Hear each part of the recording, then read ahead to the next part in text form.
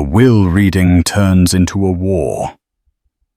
When billionaire Arthur Hayes died, his grieving widow Eleanor was left at the mercy of her cruel mother-in-law Margaret. In a final act of spite, Margaret gathered the family to announce she was giving the entire Hayes fortune to her favorite son, Johnny, leaving Eleanor with nothing but eviction papers. But just as the champagne was poured, the doorbell rang. A lawyer Eleanor had never seen before walked in holding a single sealed briefcase. He wasn't there for Margaret's will. He was there for Arthur's, and the family was about to learn that the dead can still speak. The silence in the grand dining room of Greystone Manor was heavier than the antique oak table that dominated it.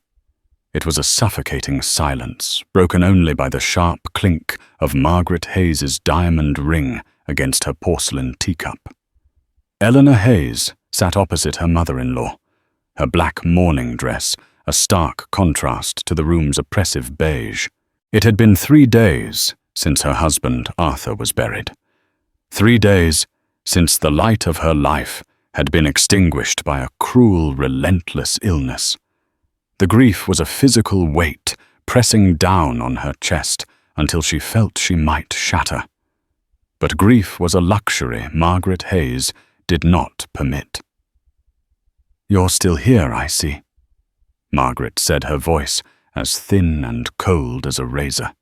She didn't look at Eleanor, instead inspecting a microscopic speck of dust on her silverware. Eleanor flinched. This was my home.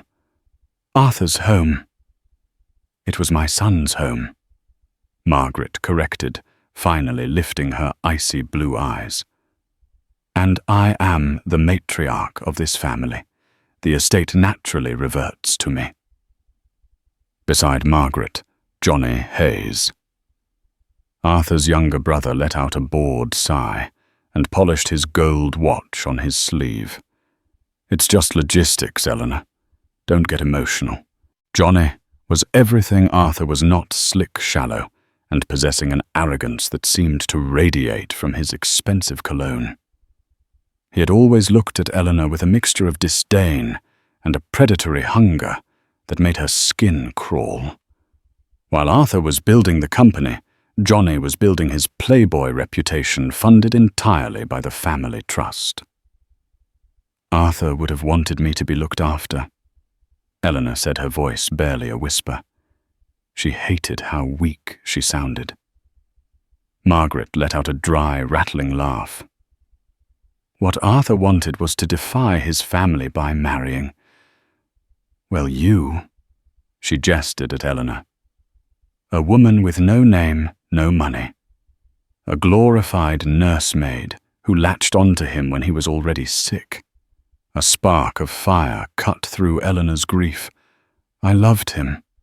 I was with him for 8 years before his diagnosis.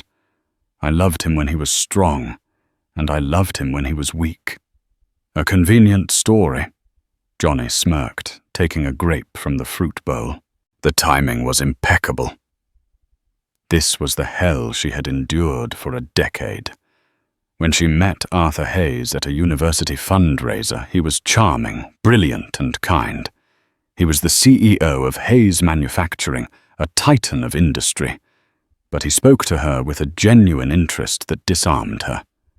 Their love was fast and deep, but Margaret's disapproval was just as fast. She had wanted Arthur to marry into another dynasty, to merge fortunes.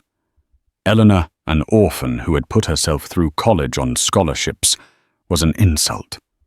For 10 years, Eleanor had weathered the quiet snubs, the passive-aggressive insults, and the outright accusations. She did it for Arthur. He saw his family's flaws, but he was a man of duty, and he loved his mother despite her venom. "Be patient with her, Ellie," he would murmur late at night. "Her heart is just closed. But she's my mother." Then the illness came. For 2 years, Eleanor had been his rock. She managed his care, held his hand through agonizing treatments, and slept on a cot in his hospital room. Margaret would visit for 10 minutes, complain about the lighting and leave.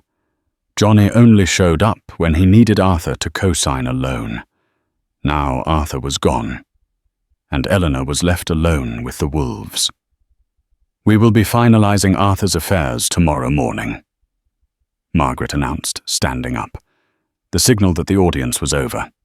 "Johnny and I will be in the study at 10 a.m. to discuss the distribution of assets. You may be present. I suppose it's only proper you hear it directly." "Distribution of assets?" Eleanor asked, confused. "Won't there be a formal reading from Arthur's lawyer?" Johnny chuckled. "Mother is the sole beneficiary of Arthur's personal will. It all comes to her, and she in turn will pass it to me as the new head of the family. It's all very clean. The lawyers just stamp the papers." Eleanor's blood ran cold. Sole beneficiary. Arthur had promised. He had promised he would always protect her. He told me he had a will, a specific one. He told me Mr. Henderson, his lawyer, had it. "Mr. Henderson retired 2 years ago, dear," Margaret said with a sickeningly sweet smile. "He was addled." Arthur signed a new, simplified will shortly after his diagnosis, naming me as his executrix and heir. He knew he was unwell. He knew he needed his mother to manage things. Eleanor's mind reeled. A new will signed after his diagnosis. When he was weak, medicated. "He wouldn't do that," she whispered, shaking her head. "He wouldn't." "He did," Margaret said, her voice final. 10 a.m., Eleanor, and I suggest you use the afternoon to begin packing your things. The guest cottage is unavailable." Eleanor watched them leave Johnny, patting his mother's back, the two of them a united, monstrous front. She sank back into her chair, the vast, empty room pressing in on her. It wasn't the money. It was the erasure. They were trying to erase her, to erase the last 10 years, to pretend her love for Arthur and his for her had never existed. She felt a hand on her shoulder and jumped. It was Mrs. Davies, the family's long-time housekeeper, her face etched with a rare, open pity. "Mrs. Hayes," she whispered, pressing a small, folded piece of paper into Eleanor's hand.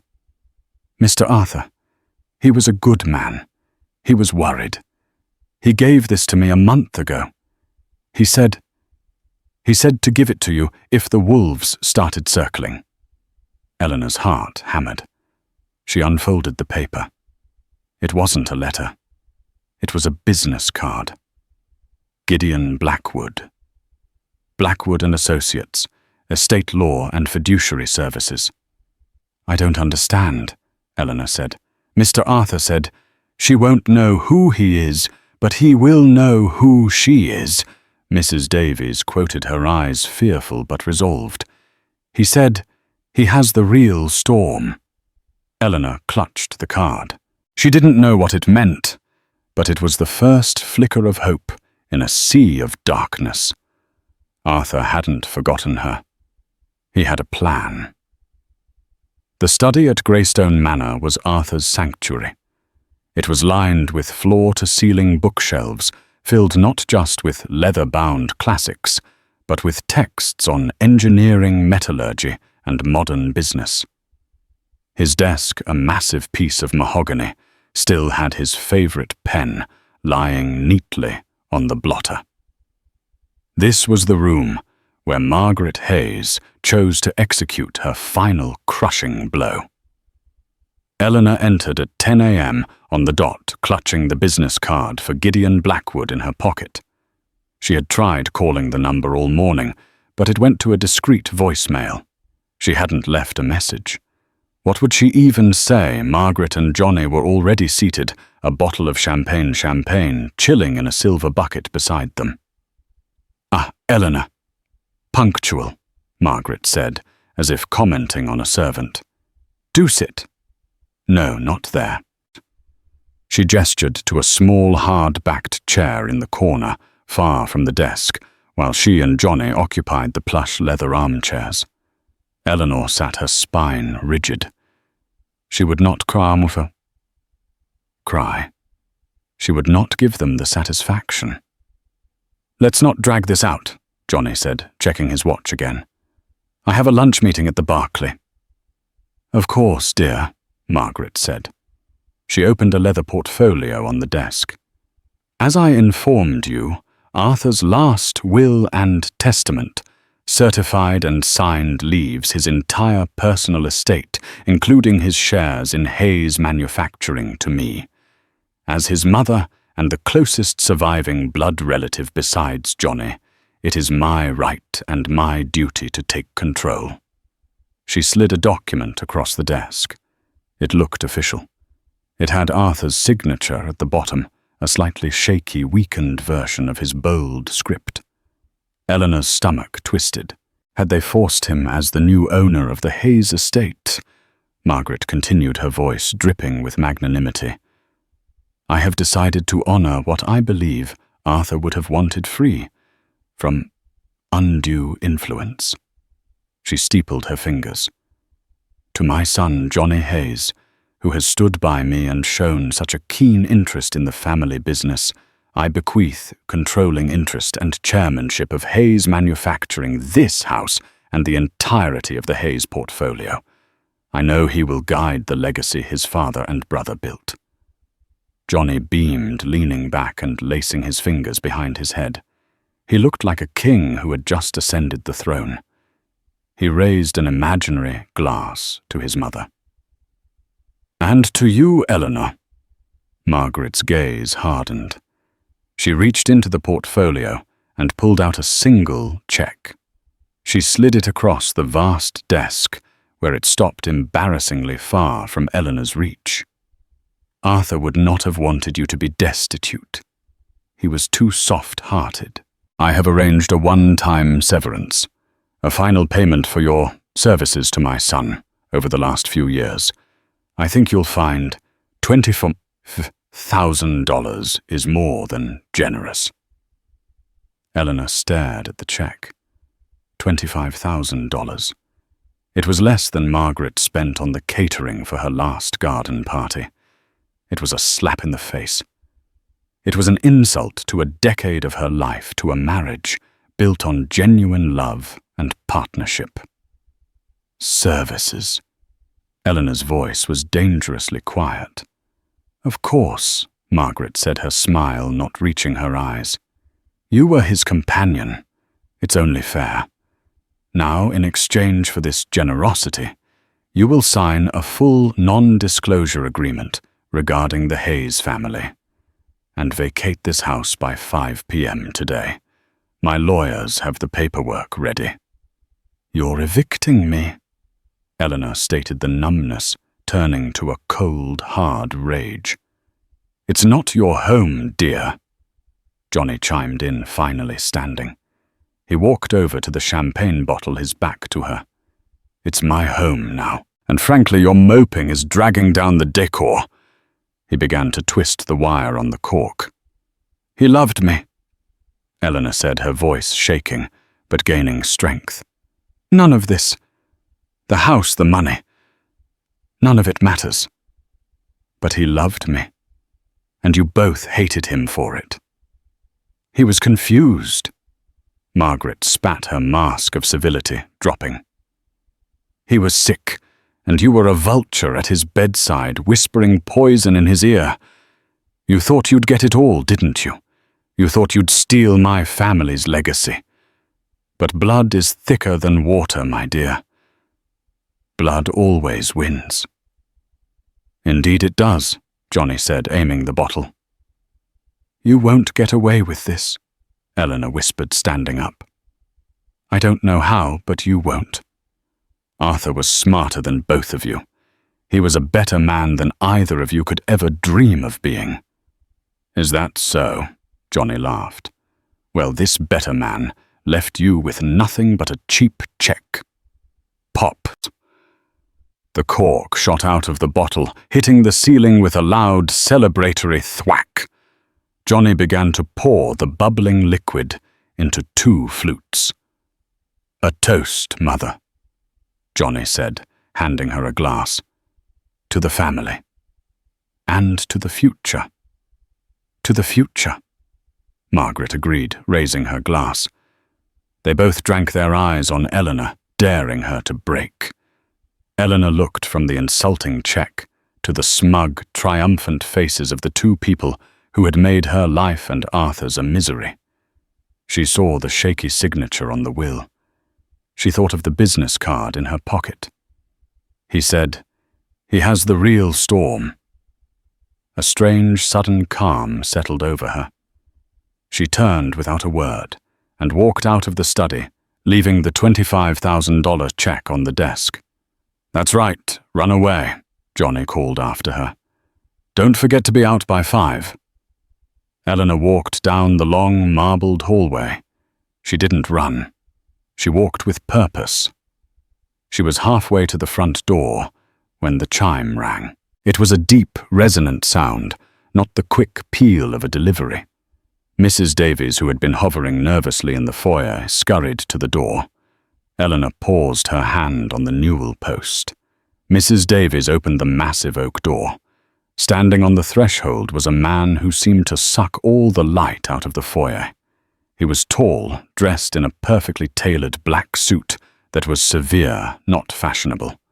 His hair was silver at the temples, and his face was all sharp angles and intelligent, assessing eyes behind wire-rimmed glasses. He carried a heavy, old-fashioned leather briefcase. "May I help you, sir?" Mrs. Davies asked. "My name is Gideon Blackwood," the man said, his voice a deep, quiet baritone that carried effortlessly through the hall. "I have an 11 a.m. appointment. I am here to execute the last will and testament of Mr. Arthur Hayes." The sound of Gideon Blackwood's voice echoed in the cavernous foyer. Eleanor's heart stopped, then restarted with a painful jolt. She turned her hand, gripping the newel post so tightly her knuckles turned white. "He will know who she is." From the study, Johnny's voice boomed. "Mother! Who is it? Tell them to come back later. We're celebrating." Johnny and Margaret appeared at the end of the hall, champagne flutes still in hand. When they saw the man at the door, their celebratory expressions curdled. "Who are you?" Margaret demanded, her tone clipped. "This is a private residence. We are in mourning." Mr. Blackwood stepped across the threshold. He moved with a deliberate, unhurried grace that was immediately intimidating. He set his briefcase down on the marble floor with a soft, definitive thud. "My name is Gideon Blackwood of Blackwood and Associates," he repeated calmly as if she hadn't spoken.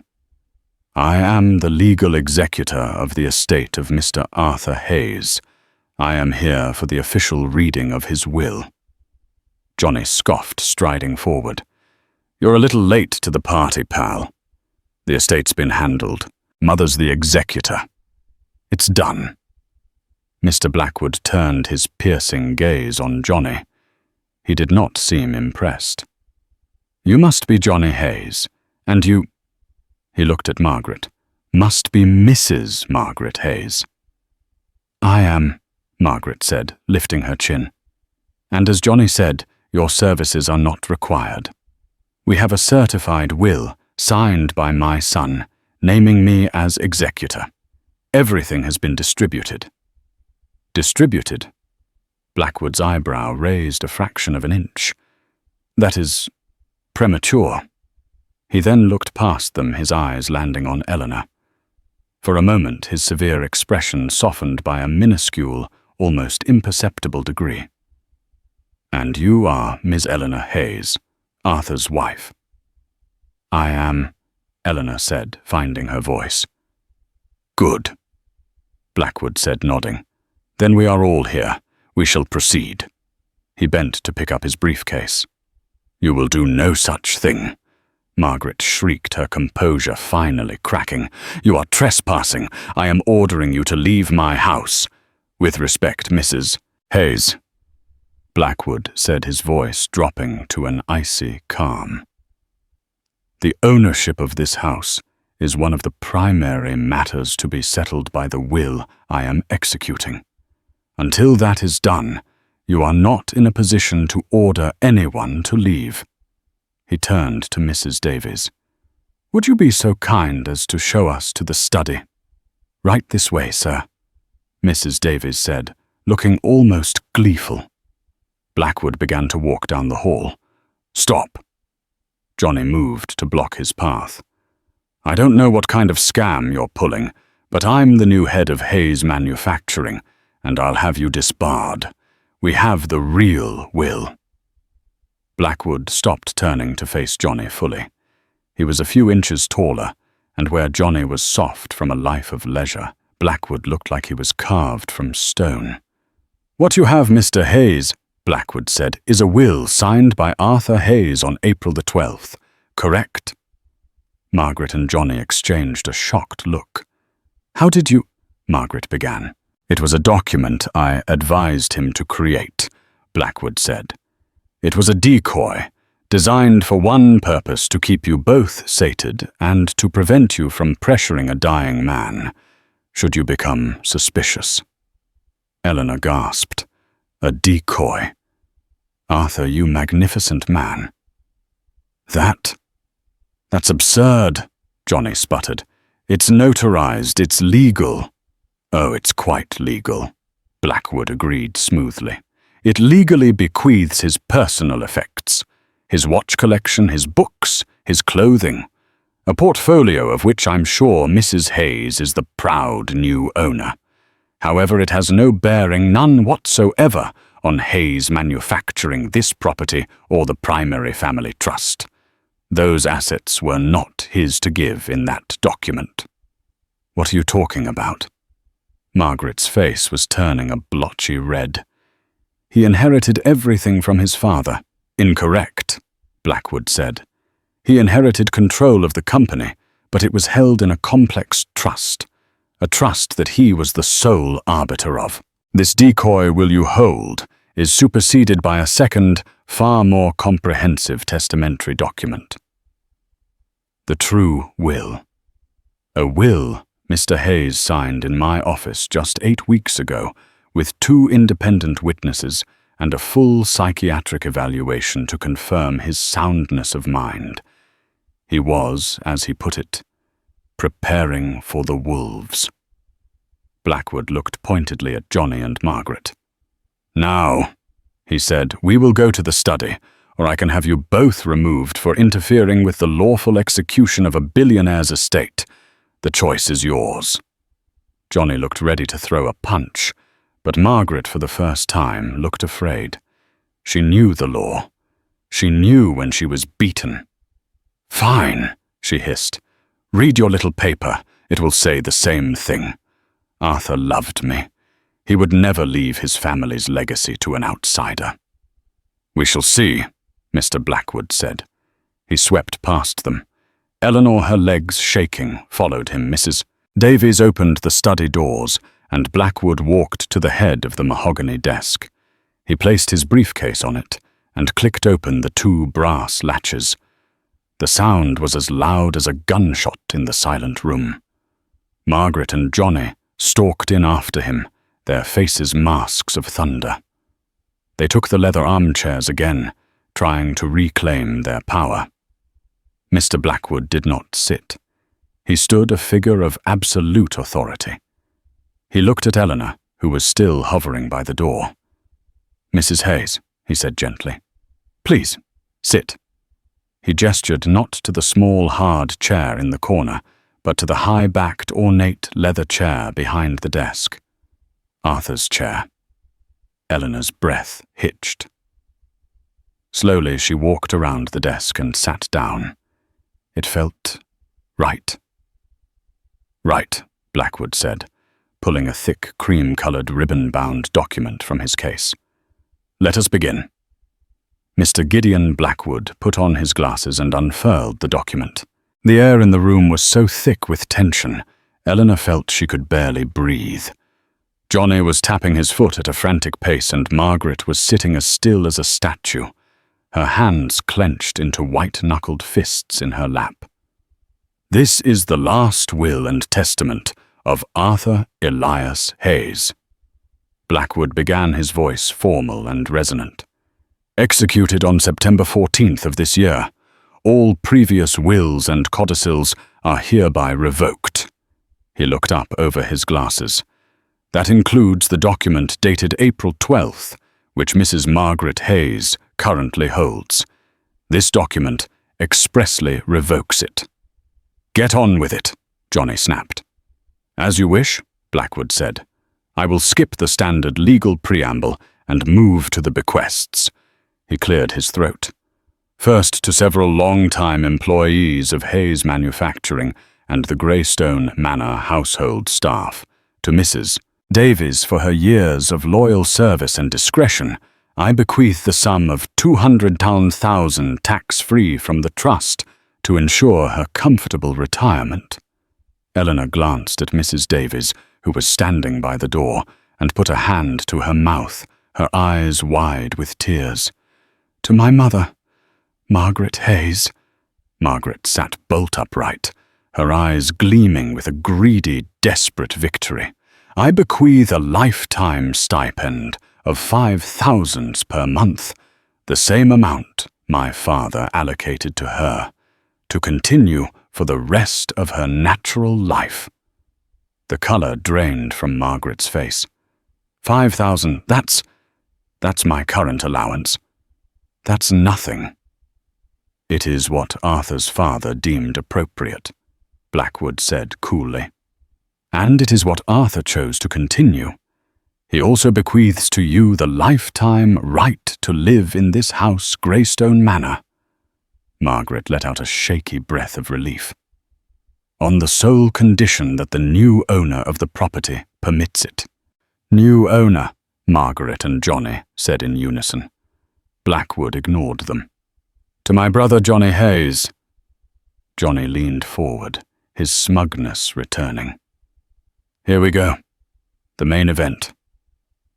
I bequeath the sum of $500,000 to be paid from the estate.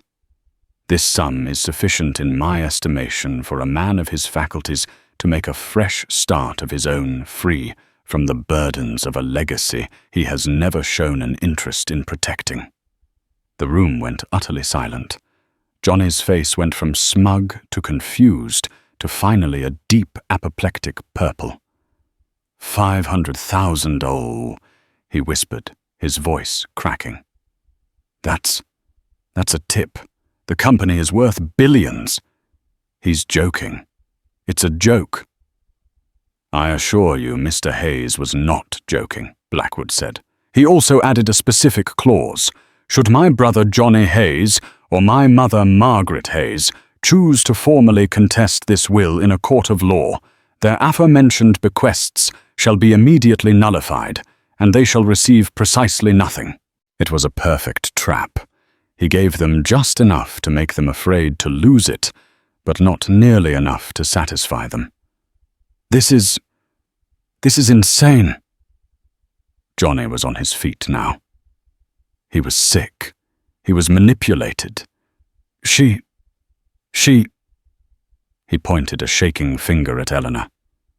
"She did this. The will is fraudulent." The will was certified by 3 separate parties. "Mr. Hayes, contesting it would be unwise," Blackwood advised. "Now please sit. We are not finished." "What's left?" Margaret hissed, her face a mask of pure hatred. "Who gets it? Who gets my company? A charity that nurse he was obsessed with." Blackwood took a breath. "We now come to the final bequest. The residuary estate. This includes the entirety of Arthur Hayes's controlling interest in Hayes Manufacturing, all associated stocks, bonds, and liquid assets, the property of Greystone Manor and all its contents, the apartment in Paris, the house in Lake Como, and the remainder of the Hayes family trust. Everything. He paused, letting the weight of the words fill the room. All of it, Homo. He read. I leave with my whole heart, my absolute trust, and my undying love to my wife Eleanor Catherine Hayes. Eleanor's world tilted. A ringing sound filled her ears. She gripped the arms of Arthur's chair as the room spun. All of it, no! Margaret's scream was primal. It wasn't a word. It was a sound of pure, undiluted rage. She launched herself out of the chair, her hands clawed, aiming for Eleanor. You harlot! You thief! You killed him, and you stole it! Before she could take 2 steps, Mr. Blackwood simply moved between them. He didn't touch her, but his sheer presence was a wall. Mrs. Hayes, I will have you removed, he said, his voice lethal. Johnny, meanwhile, was frozen, his mouth open, his face slack with disbelief. The reality of his disinheritance was crashing down on him.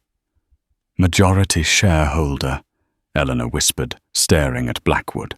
CEO, you are the new owner of Hayes Manufacturing, Mrs. Hayes, Blackwood confirmed. Effective immediately. My firm and I are, of course, at your disposal to help manage the transition. This is a forgery, Johnny finally roared, finding his voice. I will spend every last cent of that $500,000 to see her in prison. Mother, call our lawyer, call Robert Sullivan. I would not advise that, Blackwood said, reaching into his briefcase again. Arthur anticipated your reaction. He left a second document, a personal letter, to be read aloud in the event of any dispute. I will not listen to any more of your lies, Margaret shrieked. You will, Blackwood said, because this letter is not part of the will. It is a separate declaration, and copies have already been delivered to the other members of the board of directors at Hayes Manufacturing and my partners. It will be heard. He pulled out a simple handwritten envelope. On the front, in Arthur's strong, clear script, it said, to be read when they show their true colors. Blackwood opened it. This, Eleanor knew, was the real storm.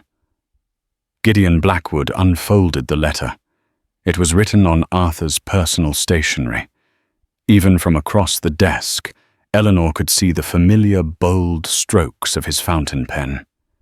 This was written when he was still strong. My dearest Ellie. Blackwood began, his voice softening for the first time. If you are hearing this, it means I am gone, and my mother and brother are behaving exactly as I feared they would. Please know, my love, that this grand gesture is not a burden. It is my trust. It is my heart. I am not giving you this company. I am returning it to the only person who shares my values. Eleanor pressed her hands to her mouth, tears finally overwhelming her. Blackwood continued reading Arthur's words, his voice now turning hard as he addressed the others. To my mother and my brother. You have spent the last decade trying to poison me against the best thing that ever happened to me. You have accused Eleanor of being a gold digger. You, Margaret, who have not worked a day in your life and live entirely off the legacy of a man you drove to an early grave with your social climbing and cold ambition. You, Johnny, who have treated the family company as your personal piggy bank, a reputation I have spent my entire career cleaning up. Johnny's face went white. What is he talking about? He's talking about the $1.2 million I diverted from the executive fund to pay your gambling debts in Macau. Blackwood read his eyes fixed on Johnny. He's talking about the failed tech startup you launched, which was a front to siphon 3 million tollals, which I then had to replace from my own accounts to avoid a shareholder panic. He's talking about the settlement I paid to a young intern in the marketing department, the one you assaulted at the Christmas party to prevent a scandal that would have destroyed us. Margaret gasped, looking at Johnny in genuine shock. Johnny, you told me she fell. Shut up, Mother, Johnny hissed. Arthur's letter was relentless. You, Johnny, are a leech. You are weak and you are cruel. To give you control of Heir's manufacturing would be to light the match on my life's work. The 500,000 is more than you deserve. It is a final act of pity for the brother I wished I had. Blackwood paused. Johnny had sunk into his chair, his face buried in his hands. He was utterly broken. And to you, Mother, Blackwood read on. Margaret flinched as if struck. You taught me everything about business, but nothing about love. You saw my marriage to Eleanor not as a joy, but as a merger you failed to broker. You saw my illness not as a tragedy, but as an opportunity to regain control. You hounded me. You whispered to me that my wife was cheating, that she was stealing, that she was praying for my death. You brought that decoy will to my hospital bed, telling me it was just a formality to protect the family from her. Eleanor felt sick. She'd had no idea. I signed it. Arthur's letter continued. Because I was tired, and because I knew it would make you stop. I knew it would keep you fat and happy and blind long enough for my real will to be secured. Your cruelty, Mother, is your great weakness. You believe everyone is as transactional as you are, but you misjudged me, and you fatally misjudged my wife. The stipend is all you get. You will live on her charity in her house. You will, for the rest of your life, be reminded daily that the woman you tried to destroy is the one who holds your fate in her hands. That I find is a justice my father would have appreciated. The letter was finished. Blackwood folded it slowly. He knew. Eleanor whispered, tears of grief and profound, aching love streaming down her face. He saw it all. He did, Blackwood said gently. He was protecting you, and he was protecting his legacy. Margaret Hayes was no longer screaming. She was sitting in her chair, her face a terrifying, vacant mask. She was a woman who had built her entire identity on power, power over her husband, her children, and her social circle. In the span of 10 minutes, it had all been systematically dismantled.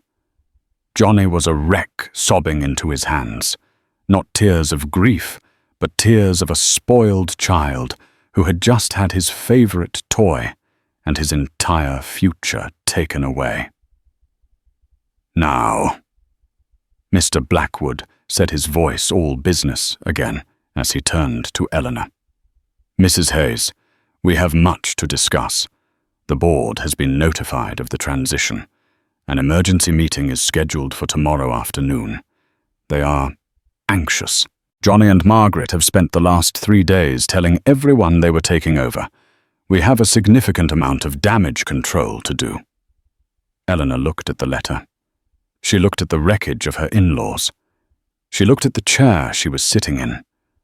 The grief was still there, a hollow ache. But it was no longer the only thing. A new feeling was mixing with it, a cold, clear resolve. Arthur hadn't just left her a fortune. He had left her a mission. Damage control, Eleanor said, her voice shaky but firm. She wiped her tears, sitting up straighter in Arthur's chair. Johnny, get out. Johnny's head snapped up. What did you say to me? I said, get out. Eleanor said, her voice gaining strength. You have $500,000. You are no longer an employee of this company, and you are no longer a resident of this house. Take your champagne and go." "You can't." "I can," Eleanor said. "Mr. Blackwood, please have security escort him from the premises." "With pleasure," Blackwood said, touching his phone. "And you," Eleanor said, turning to the silent, seething Margaret. "You may stay. For now. You will live in the guest wing. You will not speak to me. You will not interfere with the company. And you will not contact the board. The moment you do, you will be removed. You will live on my charity, just as Arthur intended. Those are my terms." Margaret just stared at her, her eyes vibrating with a hatred so pure it was terrifying. Two large men in dark suits entered the study. "Mr. Johnny Hayes," Blackwood instructed, "these gentlemen will show you to the door." Johnny, realizing it was over, flew into a final, pathetic rage. "You'll regret this, both of you. This isn't over. I'll ruin you. I'll ruin the company." He was dragged, shouting and kicking from the study. When the sound of his tantrum faded, the house fell silent again. But this time it was a different kind of silence. It was clean. "Mrs. Hayes," Blackwood said, "are you ready to get to work?" Eleanor took a deep, steadying breath. "Yes. Yes, I am. Call the board. Tell them I'll be there. Arthur's legacy is safe with me." The 3 months that followed were a trial by fire.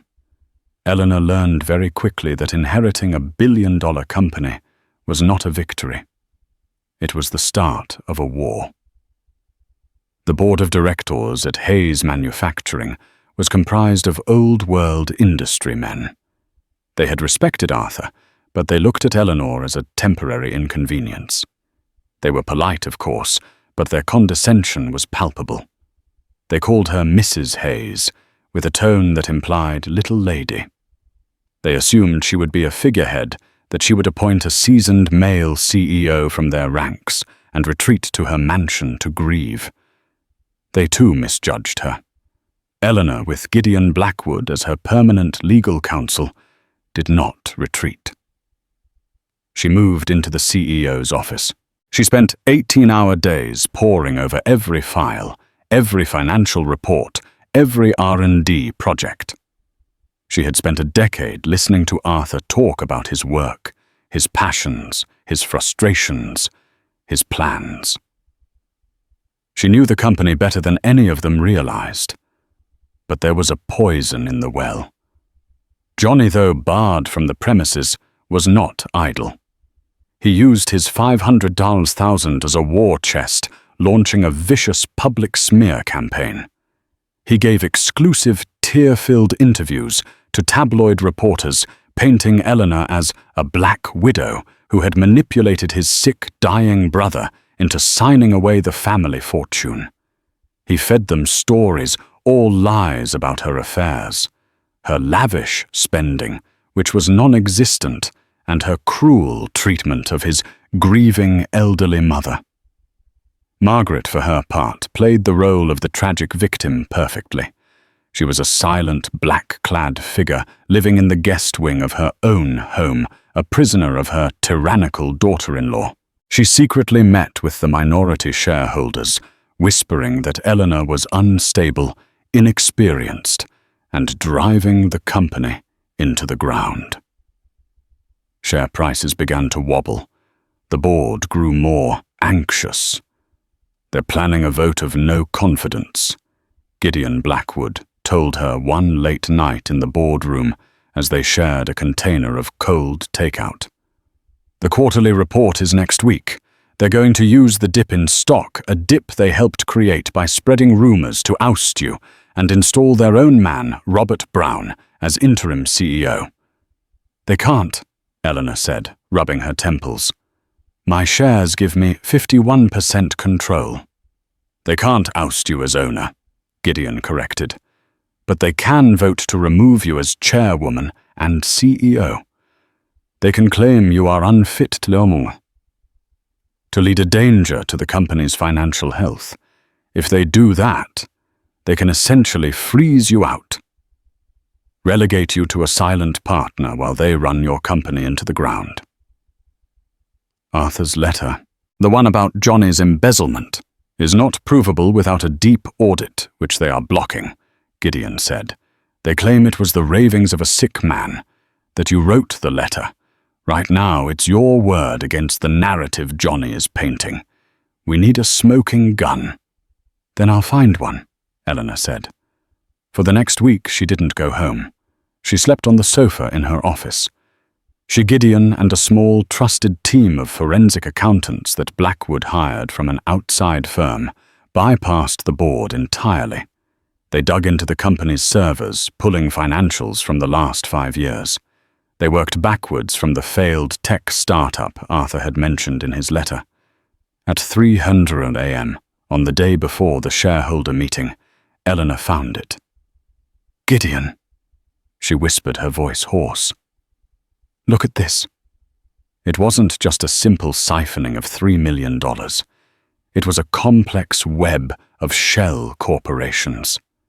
Johnny wasn't just stealing, he was laundering. He had set up fake suppliers, invoiced Heir Manufacturing for non-existent rare earth metals, and then funneled the payments through 3 different offshore accounts. He was stealing the company blind, Eleanor breathed. "It's worse than that," Gideon said, following the trail on his own laptop. "This main shell corporation, JM Capital, it's still active. He's still being paid." "But how?" Eleanor said. "His access was cut." Gideon pointed to a name on the authorization logs. "He's not authorizing it. Someone else is." The name was Margaret Hayes. Eleanor's blood turned to ice. It all clicked.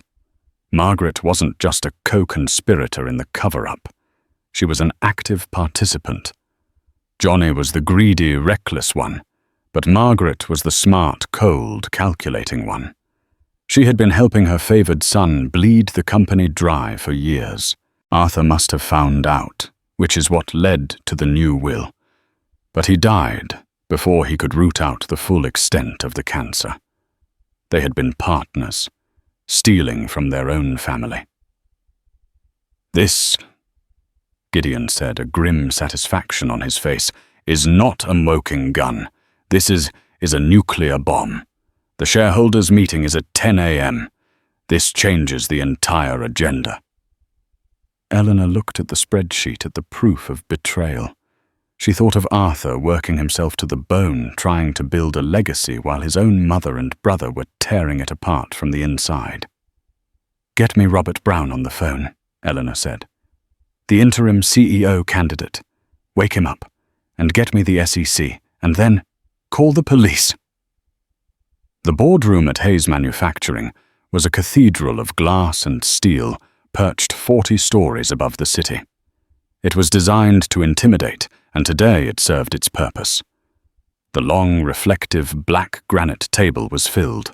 The board of directors, the major minority shareholders, and a phalanx of sharp-suited lawyers. They were all there. They were the old guard men who had been in this room for decades, and at the head of the table in the chairman's seat sat Eleanor. She was an island, a solitary figure in a dark grey suit that mirrored the storm clouds outside. To her right, impassive and silent, sat Gideon Blackwood, his hands resting on his own identical unblemished briefcase. At the far end, flanked by his own lawyers, sat Johnny Hayes. He was not subdued. He was preening. He had spent the last week calling in favors, spreading poison and painting himself as the company's savior. He leaned back in his chair, a smug, confident smirk playing on his lips. He believed he had the votes. He believed the war was already won.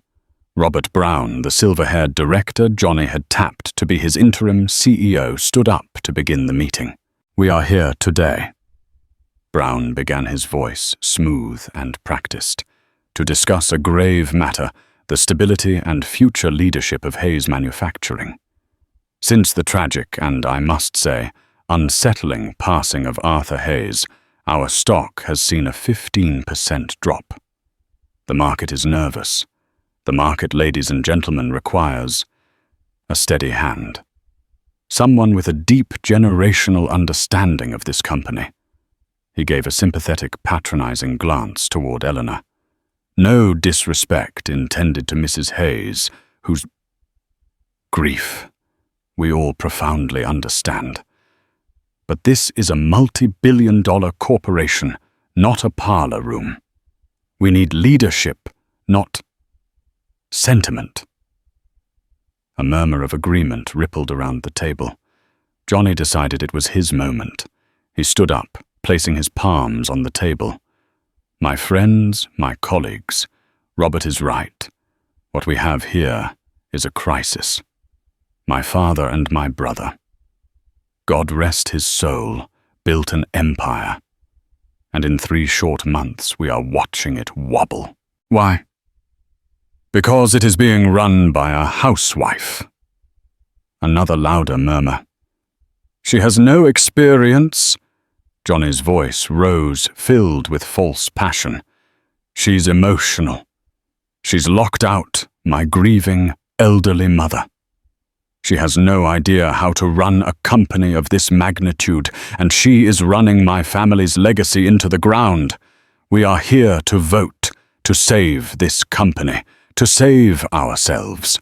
I move for a vote of no confidence. Let's end this farce, and get back to business." Johnny sat down to a round of quiet, hears. He looked at Eleanor, his eyes glittering with triumph. "It's over." A single sharp sound cut through the room. Ting. Eleanor had tapped her pen gently against her water glass. The room fell silent. She waited a beat, then slowly, deliberately, she stood. "Thank you, Robert, and thank you, Johnny, for your passionate assessment." Her voice was not loud, but it was so cold and clear, it seemed to suck the warmth from the room. "You are all here for a vote of no confidence. You're concerned about a 15% stock drop. You're concerned about stability." She began to walk her heels, clicking softly on the marble, moving from the head of the table to stand before the large presentation screen. "You're right to be concerned," she said, "but you have fatally misdiagnosed the disease. You believe I am the instability. You believe I am the weakness in the system." She turned her gaze on Johnny. "The truth is, I am the cure. The disease that has been sitting at this table in this family for years." Johnny's smirk wavered. "What is this more emotional theatrics?" "Gideon," Eleanor said. Gideon Blackwood stood. "Before any vote is taken," he announced, his baritone cutting through the tension, "you must all be made aware that a criminal complaint backed by a full forensic audit was filed with the District Attorney's Office and the SEC at 6:05 a.m. this morning." The room went utterly still. Gasps, whispers. Johnny's face went from smug to confused. "You're worried about a 15% stock drop," Eleanor continued. "I'm worried about $40 million. She pressed a button. The giant screen lit up. "For the last 6 years, Eleanor said, Heir's Manufacturing has been paying astronomical sums to a rare earth metals supplier based in Cyprus. The problem is, the supplier doesn't exist." The screen changed. A complex web of shell corporations. All of those payments, millions of dollars every quarter, have been funneled through this web, all leading to one parent entity, a company called JM Capital. She let the name hang in the air. JM. I was puzzled by the name at first. Who could JM be? Her eyes locked onto Johnny. "Johnny, Any ideas? Johnny shot to his feet. This is slander. It's fabricated. You faked this. This is a joke. A joke, Eleanor said. We traced the authorization codes, Johnny. For 5 years, they came from your executive terminal. You have been systematically bleeding this company dry. The boardroom erupted. Order, Brown yelled, banging a gavel. It was Arthur, Johnny sputtered, his face turning a blotchy red. He knew it was a discretionary fund. He approved every payment. Ask him. A bold claim, Eleanor said, to blame a dead man, and a fascinating one, because you see the payments didn't stop when Arthur died. They didn't even stop 3 months ago, when your access to all company accounts was revoked. She paused, letting the implication sink in. So who, she asked the silent, horrified room, has been authorizing millions in fraudulent payments for the last 3 months? She clicked the slide. An IP address. This IP address. Our tech team traced it. It's not from this building. It's from Greystone Manor. The guest wing, to be precise. She looked at Johnny, her expression one of cold pity. The J is for Johnny, and the M is for Margaret. You bitch, Johnny roared, finally understanding.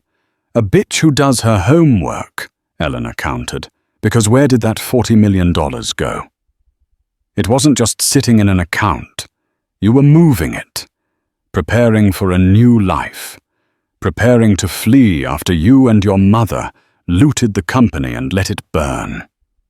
She clicked to the final slide. It was a photograph of a stunning glass-walled penthouse overlooking a turquoise sea. The Al Fatan Tower, Dubai, Eleanor announced. A $4.5 million cash purchase finalized 2 days ago. In your name, Johnny. It was over. Johnny knew it. The board knew it. He looked at the door.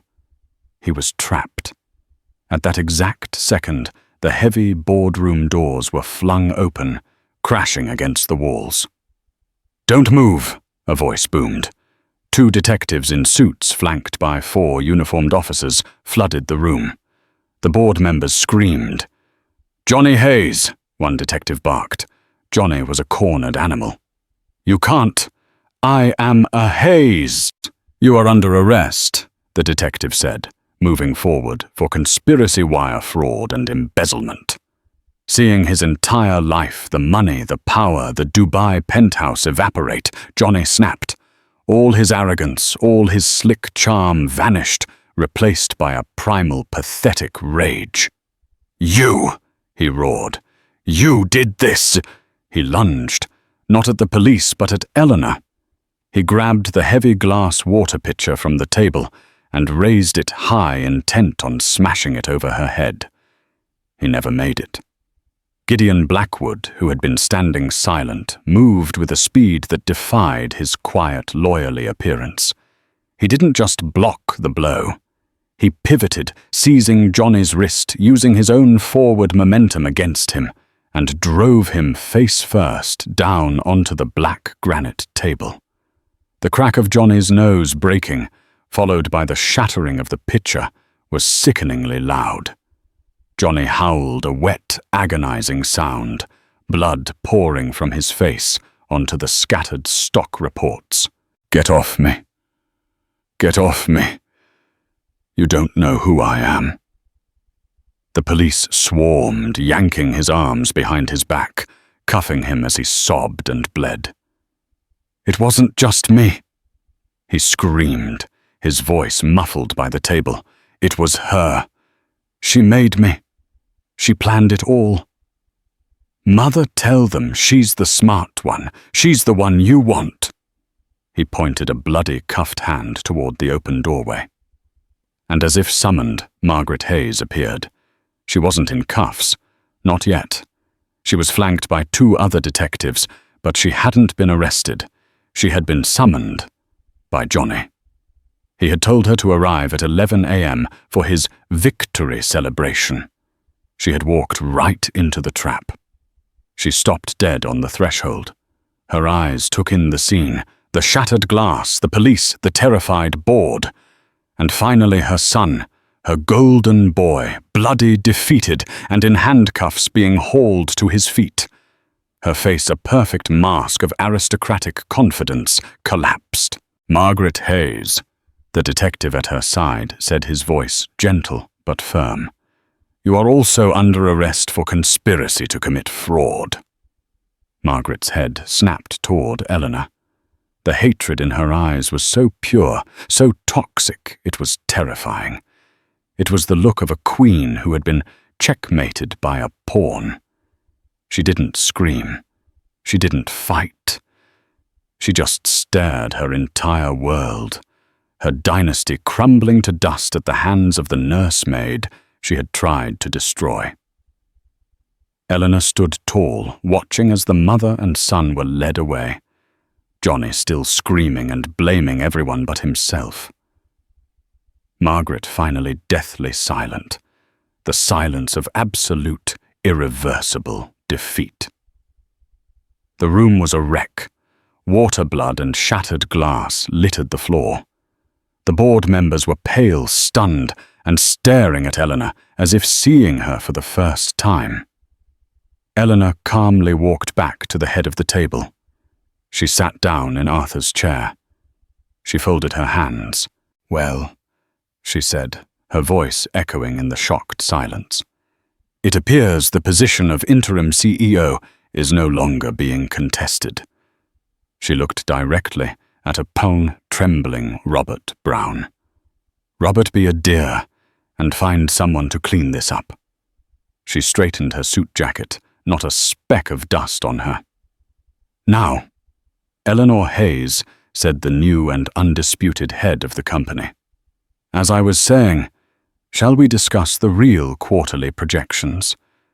Justice in the end was not just served, it was delivered. Eleanor Hayes, armed with the truth and the trust her husband placed in her, not only saved his company, but she exposed the vipers he had called family. The story of Margaret and Johnny serves as a powerful reminder. Karma is not a myth. Greed and cruelty write checks that justice will always come to cash. What goes around comes around, and sometimes it brings handcuffs. What did you think of Eleanor's final move? Do you believe Margaret got what she deserved, or was Johnny the true villain? Let us know your thoughts in the comments below. Your perspective is what makes this community great. If you were moved by this story of justice and vindication, please show your support by hitting that like button. Share this video with someone who needs to see that the good guys can win, and most importantly, subscribe to the channel for more real-life dramas just like this one. Thank you for listening.